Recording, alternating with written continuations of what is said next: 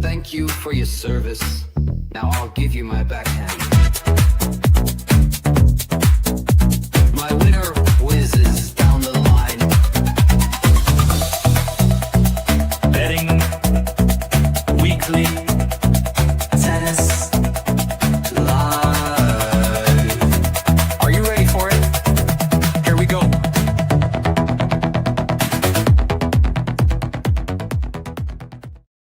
You know what that music means? It's time to start betting weekly tennis live Tuesday edition. Mitch, Michals, Tim Dennis, all part of the Bet Rivers network. Our socials are Because We Win. Download the Bet Rivers app. Get in on the action. Roland Garros week 2. We're into the quarterfinals, Tim. We've got semifinal spots booked already for several players. Interesting time. How are you on this morning? And where are we feeling at with where Roland Garros is? Yeah, good to see you, Mitch. Yeah, great to be here again. Yeah, I mean, no live tennis to talk about today, but plenty of other tennis to talk about. Obviously, we've seen some good stuff already. Massetti just taking that quarterfinal against Tiafoe, and Iga and Sabalenka coming through today to set up that sort of blockbuster semi-final that everyone wants to see. Yeah, there's some good info too, like Musetti becoming, I didn't realize how few players have actually done what he's done to make the semis or better at every one of the big clay events in the lead up. It makes you, I mean, Rafa did it a ton of times, but Djokovic only did it once, Murray, Zverev, it's a very short list. So his consistency and what he was able to do after dropping the second set was very impressive. So yeah, Musetti, as we're seeing here, I mean, yeah, Musetti to win, money line and -1.5 sets to Mark Mint. That's a great play. I mean, he's been the most, outside of a guy like even Alcaraz, as consistent as anyone on clay. Yeah, exactly. I mean, like you said about that list there, obviously Alcaraz, he won't even be in that list even if he does win tonight because he missed out on Madrid there or Barcelona, sorry, was it earlier on in the year with a slight niggle. So that just shows you the resolve of these players need. It's not just the ability to win these matches, it's to take part in every event is a real plus point. And if you can do that, not many can do that. And to like you say, that's why the list is so short. So full credit to him. So you mentioned that we have a big women's semifinal booked for Thursday. That's going to be Iga and Sabalenka. We have an early line on that we'll discuss what we're leaning. There's 2 more women's matches tomorrow. There's a couple blockbuster men's matches tomorrow, but there's one match left today. It's going to take place in a little over an hour and 10 minutes. It's Tommy Paul, the American, taking on Carlos Alcaraz. And here's some betting info. We'll break this down, give our thoughts, and see if there's an angle we like, even if it's not on this board, Tim. But Tommy Paul will be entering the top 10 and will return to the top 10, I should say. He's been fighting through this draw, wins in straight sets over Alexei Popyrin after a couple 5-setters. His reward is the defending champ, Carlos Alcaraz, who's a huge -1430 favorite. There you see the game spread, +7.5 for Paul. Over-under 32.5. We've got set betting as well. There's a ton of other bets you can make on the Bet Rivers app. But Tim, initial thoughts on this matchup? We know it's a Herculean task for anybody to go up against Alcaraz. Paul has played him close, though. He's played him close. He's come out firing. Is there any angle that you see on this match right off the top when you assess Paul versus Alcaraz on clay in this setting?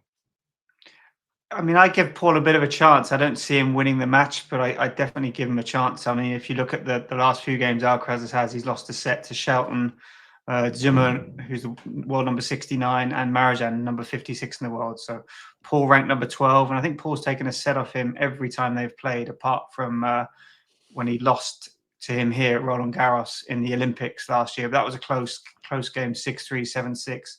And I think looking at that game, the service points won, return points won were pretty tight there. I think Alcaraz only just edged it 101 to 99.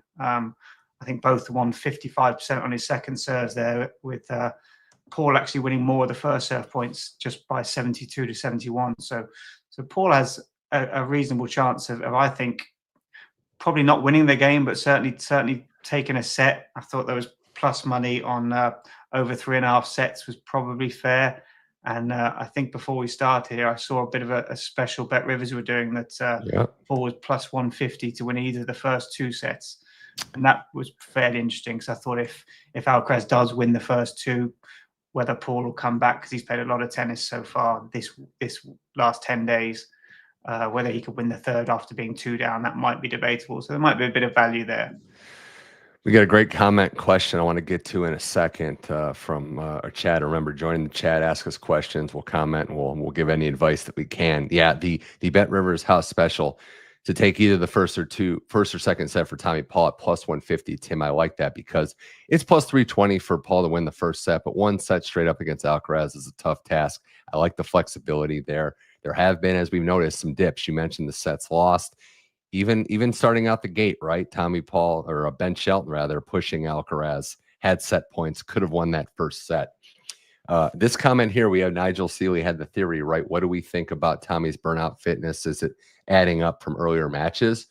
I actually think he is more injured than he's letting on. That would be my intel based on what I'm kind of seeing and maybe hearing rumblings of. I think Tommy's a very proud guy battling through something. But there is also to be said, right, the cumulative effect of being on court for so long. He beats Alexei Popyrin in straight sets, which is crucial for him to get to this point. But yeah, he's played a lot of tennis. And when you're not at a full tank, like it's hard to beat Alcaraz when you are at a full tank, but imagine not being at gas is full, beating him, Tim. So I think he's going to be up against it given the amount of tennis he's playing, ultimately, I think an injury. Yeah, I had a look into the amount of tennis he's played and the amount Alcaraz has played so far this tournament, and Paul's been on court for 12 hours 50 minutes, but Alcaraz actually 10 hours 43. So yeah, just over 2 hours more there for Paul. And I think some people may think with the 5 sets he's played and the 4 sets he's played that it was probably a little bit more than that. Maybe, I mean, I thought it'd probably be at least 4 hours more. He's actually only played 106 more points than Alcaraz. So yeah, maybe of time, maybe a set and a half of worth of points and time. So I don't think it's quite as bad as it might think at first look with Paul. But if there is that little niggle of an injury, that could be more of an issue than the time he spent on court. So we'll just have to see how that goes. And I'm sure he's got, if he is injured, he might have half an eye on the grass season coming up already, because we know he did well at Queen's last year. Yeah. And he probably won't want to risk anything, but we'll just have to see. Paul is plus 104 on Bet Rivers to win any set. Remember, you can get him to win either the first or second at plus 150. So you look at that, and just another note on the set betting. Tim, where are you on some of the bets of maybe, and maybe it is sprinkling or a half or a quarter unit of maybe calling your shot, because you can maybe go big on Paul to win a set. You could also get Alcaraz in exactly 4 sets on Bet Rivers at plus 235. So is that something maybe worth taking a nibble on? Yeah, probably. I thought over 3.5 sets was sort of plus 107 was fair enough. But then obviously I think if you're looking at that,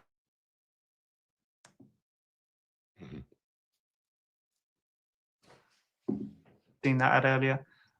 So yeah, probably if you think Paul's going to win a set, Alcaraz probably 3-1 on a scoreline. So maybe stick the 2 in, and if he covers the set, I can't see. I'd be surprised if he takes 2 sets off him here, but I could certainly see him getting the 1. Over under on this match, we'll put the board back up. It's 32.5 games. You see the number there, minus 108 and minus 112 for under. And that game spread is a big 7.5. We have another house special I wanted to get to, similar to the spread, but over under, Tim, as we kind of, veer back into, a lot of people like to play overs and unders, and that's a healthy amount of games, but not really the biggest number. And what I'm wondering is, as I ask your opinion on this, if you have a lean one way or the other, is do we see the lopsided set being the backbreaker for this? Because I could see it, given what Alcaraz can do. Paul is a fighter, but a 6-1 set could really put the clamps on the over. Exactly, yeah, especially if you think he's got maybe a slight niggle there, physically wise.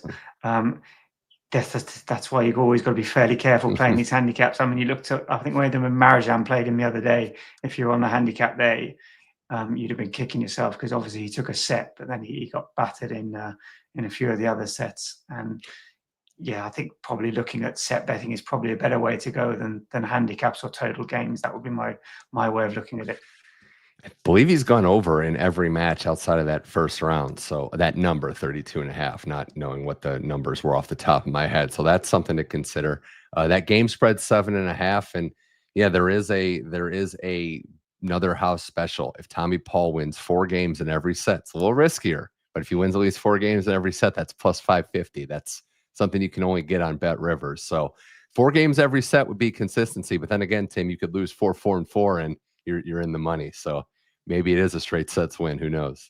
Yeah, exactly. And some of these matches tend to go that way because if Paul serves first here, Alcaraz obviously if he breaks in once, it's going to be 4, but then that would lead to Paul serving the start of the second set, and some of these matches do end up sort of 6-4, 4-4. So it might not be the worst player we've seen in the world, but yeah, like you say, that maybe the slight niggle, and Alcaraz can smoke through some of these sets, and if he say lost the first set or won the first set 7-6. You might see a 6-1 second set just to sort of write that one off and get ready for the next one. Sometimes that can happen. So Alcaraz is on an 11-match win streak at RG, the defending champion, and yeah, 5 of his last 6 matches have gone over. There's been a lot of 4-setters in there, so maybe it's finding a way for Paul to win a set, or Alcaraz if you like him in straights. Again, we're going to put that board up one more time. You can see kind of what the set betting is like, -141 if you like him to just win in straights and get his groove back, and we'll see where we are. So that's the last match of today that we have to talk about. The winner will get Lorenzo Musetti. There are some women's matches tomorrow, early morning in the United States. So, set your alarm clock, get that pot of coffee ready, download the Bet Rivers app, get in on the action. And looking at a few of them right now, the first one I wanted to get to, and we do have a graphic for this one, Tim, but that big matchup, Madison Keys and Coco Gauff, the number has shifted down. When I first saw this line, Coco was a bigger favorite. She settled in at about -195 as you're looking here. Keys at +160, 3.5 game spread, and that over-under is 21.5. Looking at the start of the quarterfinal matchups, Tim, when the matchups were set, this was the shortest, or the biggest, less gap, I should say. So people were thinking, could Keys pull the upset, the reigning Australian Open champ? Could she pull the upset? Is there value on betting on Madison Keys, in your opinion, or do you like Coco in this spot? I think the first thing I wanted to talk about when I looked at certainly tomorrow's play, and obviously that affects this game, is the conditions. They might be changing just slightly. I think today was perhaps the last day of the decent weather, the sort of the mid-20s, 20 degrees sunshine. Tomorrow it looks a lot cooler and maybe a little bit damp, so it might not be the biggest shock if the roof is on for a couple of these games going forward. And I think that weather is actually forecast up to and including Saturday. So some of these games, there's certainly a good chance the roof might be on, and so that makes conditions a little bit different, especially if it's a few degrees cooler as well. But as far as the game goes, that Keys leads the head-to-head 3-2, and I think she's won the only match they've played on clay, winning in Madrid last year, 3 sets, 7-6, 4-6, 6-4. But Gauff actually had the better of the service points won and return points won that day, 102-98, but she served 13 double faults. And this is, I still keep bringing this up. This for me is a big Achilles heel of hers. It doesn't seem such a problem against the lesser ranked players when she places these girls are a little bit better, and the pressure's ramped up. It just can leak into her game, and that would worry me with her, with Gauff. Just doing the quick math, looking at the match stats really quickly, 21 double faults this tournament. So coming in, she's had 4 of the last 2. It's cleaned up. She had a couple of 7. She had a 7-match, a 6-match double fault in there. So it's cleaned up a little bit. But yeah, you get to this round, you're exactly right. You cannot give points away to a player like Madison Keys, especially because we saw it with how confident she is in the big points. That's the biggest difference. That Sophia Kenin match, it was several match points where Keys was not a passenger. She was not hoping for a mistake. She was going for her shots and hitting them. So maybe the serve, right? If you want to get in on a live bet, right? Like see how Coco's serving early, and maybe, see, because that's the other thing, Tim. She's been a fast starter, but these second sets for Coco have been a little tight. Exactly. And when she played, I think she pretty much threw away a second set against Sabalenka that she should have won, and she ended up losing. I think that was the final, actually. And then she did the same against Paolini in Rome. I think she served, I think it was 7 in the match, but that was a short 2-set match in the end. And she just seems to serve one, and then another one leaks in, and it all seems to be on big points like 30 all or 30-40 or juice points. And as the level of player goes up, obviously the deeper these tournaments are, the less chance you've got of overcoming it. And you almost see her looking at her box like, why is this happening now? It doesn't happen in the rest of the tournament, but it must just be a pressure thing. Looking at it, I mean, you don't really, we're expecting a tight match, right? Game spreads, that 3.5 number, not a lot of value on keys to win a set, minus 157. I was kind of debating how you would play this, right? Like what would be the angle to bet keys if you're not sure she's going to win the match? Is it a set spread? Is it calling just an over? There's different bet rivers is great too. You can just bet your game spread, how many games keys will win if you want to hedge that way. So if you're a keys better in this match, Tim, but maybe not confident she'll win, but expecting a close one, how do you think we should play this? Yeah, I was probably leaning towards over 2.5 sets, was plus 138 I saw earlier. I mean, Gauff hasn't dropped a set so far this tournament. And I think she's only lost 2 matches on outdoor clay so far this year, losing, like we said earlier, in both of those finals. And Keys has only lost twice this clay swing as well, losing to Swiatek in Madrid when she actually bailed her in the first set. And she lost in her second match against Peyton Stearns in Rome, but I probably wouldn't read too much into that. So I thought both will have their chances. And the way I looked, might, if you want to lean with Keys getting there, I thought over 2.5 sets was the way to do it, because then you don't need to find the winner of the match. You just need it to go 3 sets.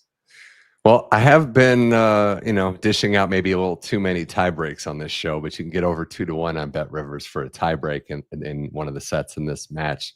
The other bet that I was looking at, and maybe it's worth a play, it's available right now for plus 102 on Bet Rivers, is over 9.5 games in set 2. If you're just going by the trajectory of what's happened in this tournament, even if Coco gets off to a fast start, that second set is going to tighten up. She's not going to, it's a great thing about Coco too, right, Tim, is like she's not going to completely fold and just, throughout the course of a match give up. But there are dips in her game, similar to the Alcaraz mold, where you could have like a 15-minute period where her A game, her serve's not there. So, yeah, I like the over, and I like a long match in this one.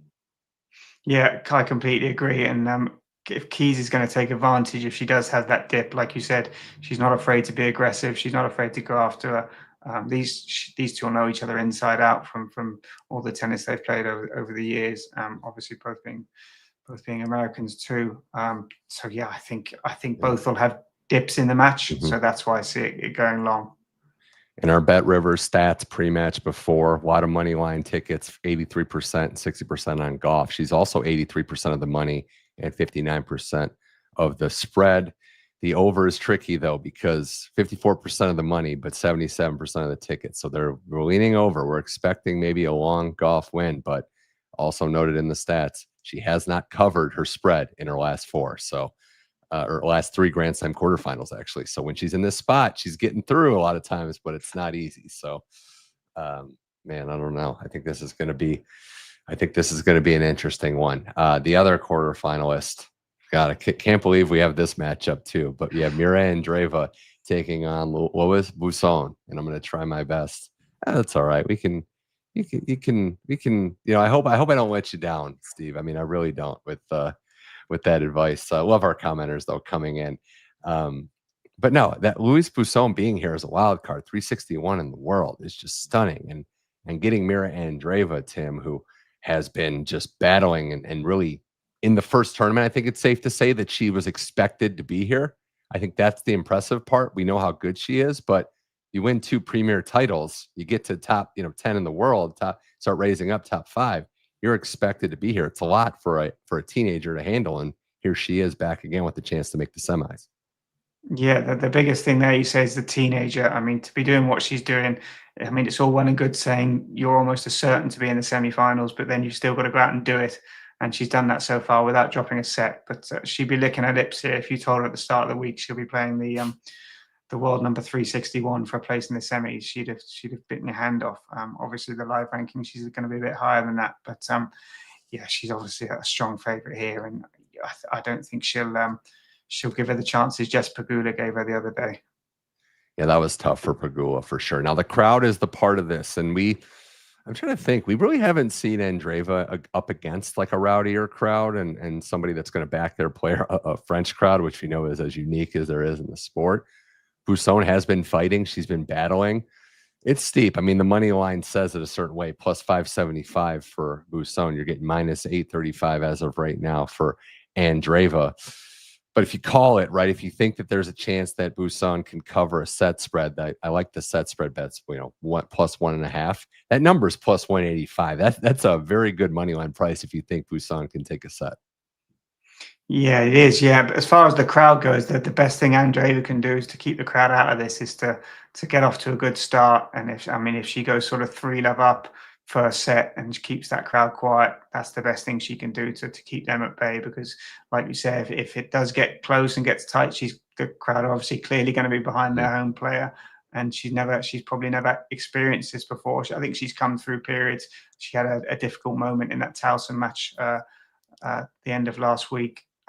She came through, I think, in the final set, an awkward call. But that's going to be minor compared to tomorrow. But I thought she'd get it done comfortably, and the odds suggest that. I was probably I think under 19.5 games would be where I was looking here, sort of a 6-4, 6-3 win, something like that, comfortable. Yeah, I'm also thinking too, Tim, if you want to be like, try to bet as smart as you can without paying too much of a steep price, you can get the under Andreeva 12.5 games won for minus 159. So she wins, without going to a tiebreak in straight sets. You feel pretty good about that one. Yeah, this is the struggle, right? We love, especially on Bet Rivers, we love when there's intrigue and surprise, but this is a very steep price for a women's quarterfinal. So that said, if Boisson wins this match, I mean, it's the story of the year and probably the last couple of years in tennis. Yeah, it will be. Yeah, I mean, if she makes the semi-finals, and then who knows if she beats that, then she's obviously going to play keys or Gauff for a place in the final, and she's going to be full of confidence. And she's playing with house money, isn't she? It's basically a free roll for her. She's not expected to probably even make this game competitive tomorrow. So she's going to go out there, and the pressure's going to be on Andreeva and none on her shoulders.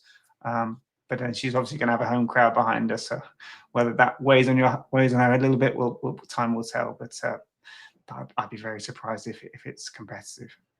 I want to touch on the men's match here on Betting Weekly Tennis Live. The remaining quarterfinal matches tomorrow.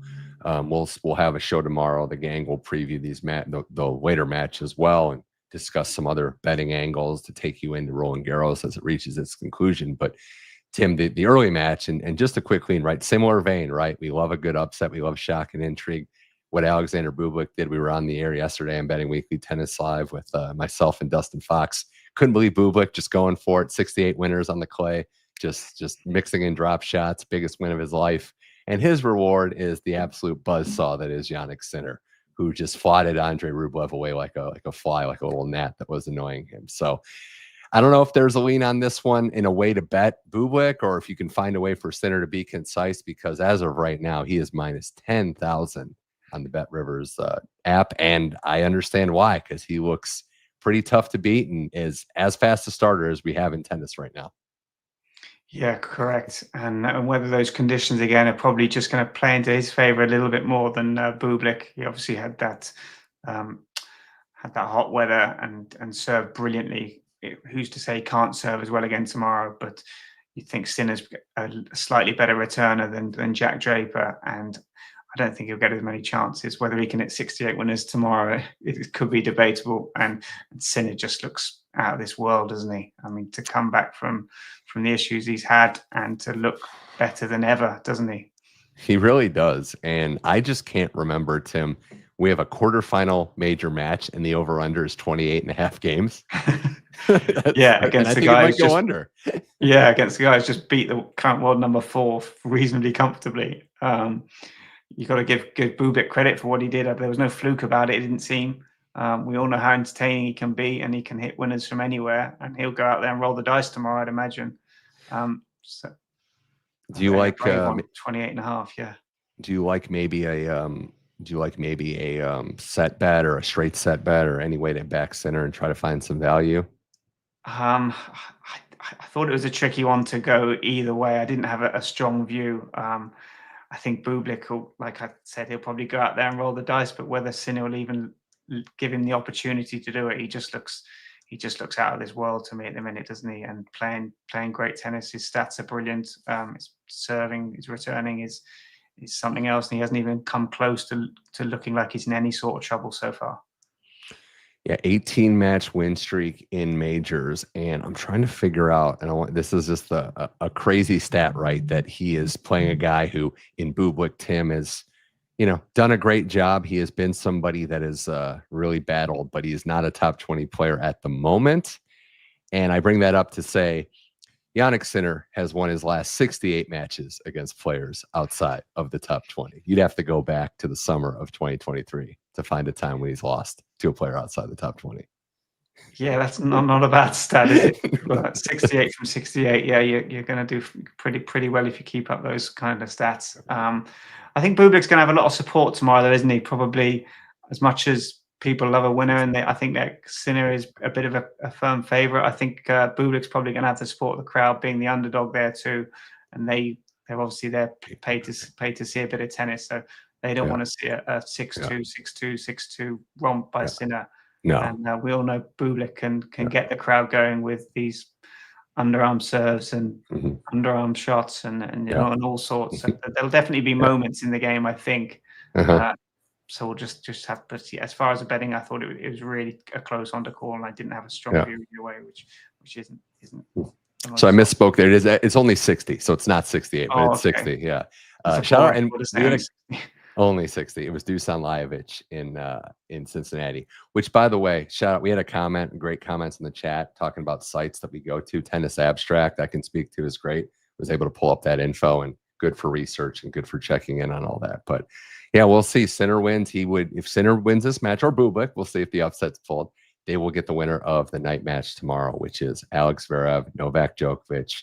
Two players we weren't sure what the form was. Would they get here? Djokovic, a 24-time major champion. Zverev's been perennially good. I think he's lived in this quarterfinal round, I think 5 straight years of making the quarterfinals or better, last year's finalist.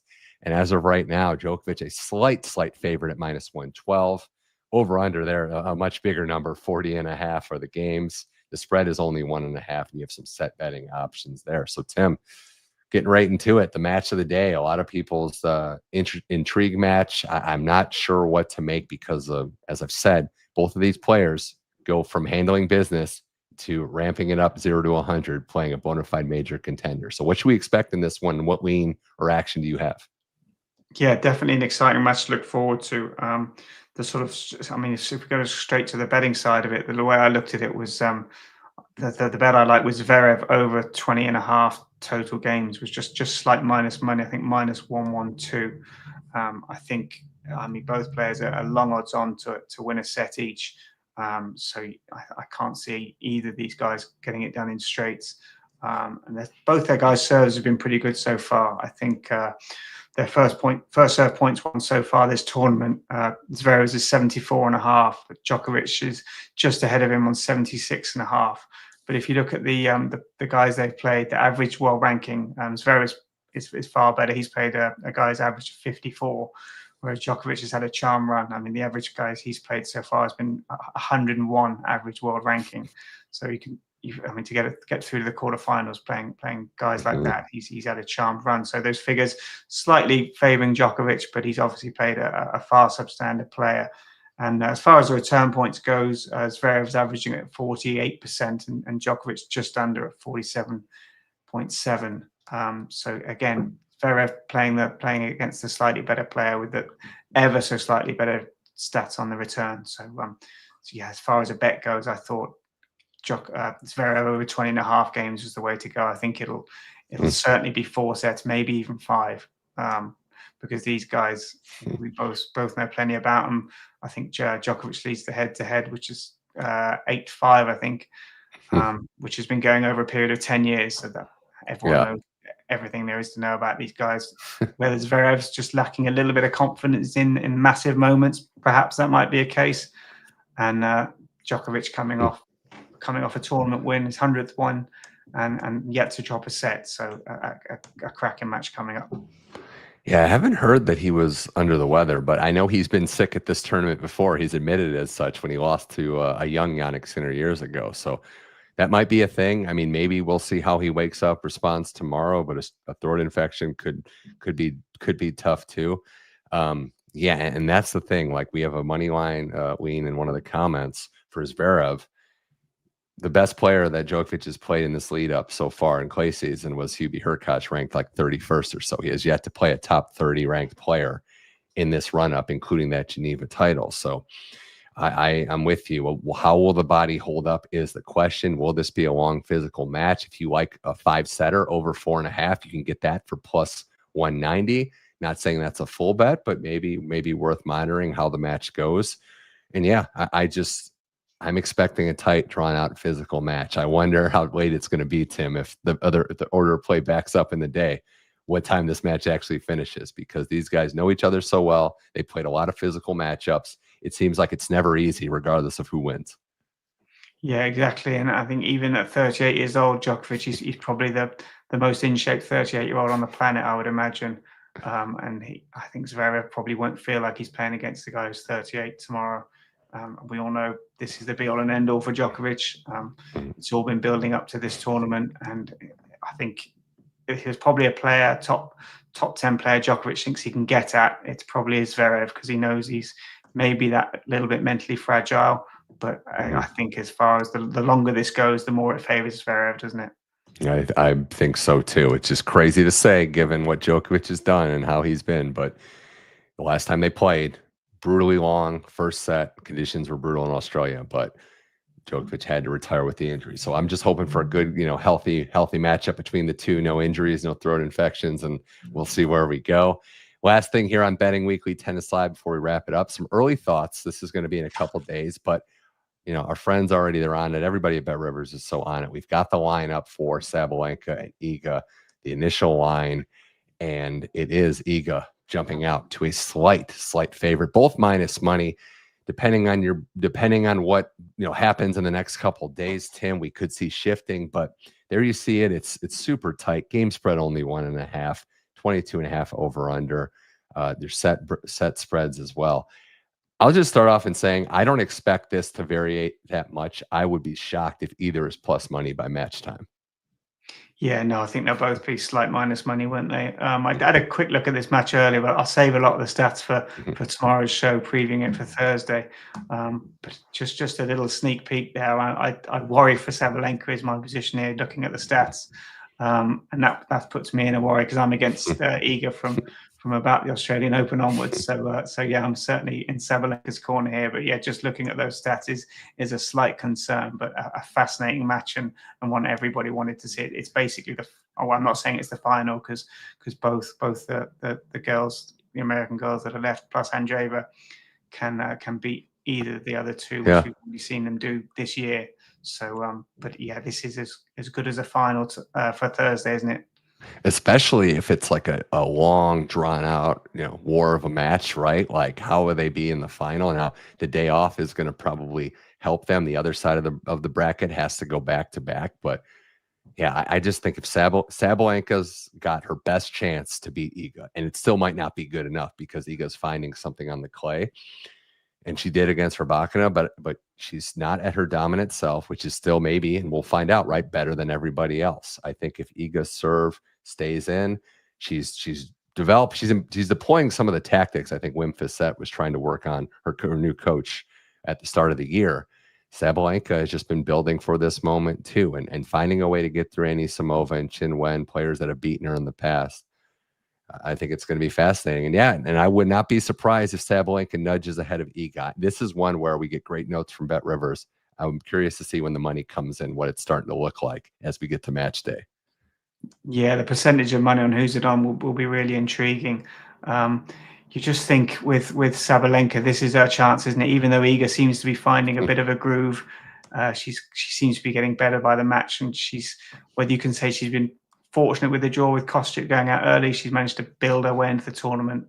And then she probably had a first test against Rybakina, coming from losing 8 of the first 9 games to coming back to win that match was quite impressive. And the biggest thing was avoiding Ostapenko, I'd say, as she joked about earlier. Yeah. Sabalenka, no sets dropped. Iga Swiatek, Tim, 40-2 at Roland Garros. And or 40-1, I think she only has one loss. And what that is the third fastest behind Rafa and Borg to get there. They're the only members to do it at such a clip. So we are winning our last 26 as well. We are in elite category, elite territory there. Tim, this was fun. Any final thoughts? Any parting words of advice on Betting Weekly Tennis Live? No, just sit back and enjoy those games tonight. I think obviously Alcaraz Paul tonight, and then another box office match tomorrow with Zverev Djokovic. So yeah, like you say, you can get all your bets with Bet Rivers, and there's plenty of side plays there you can look into which offer excellent value. We're getting to the big money matchups. I can't wait.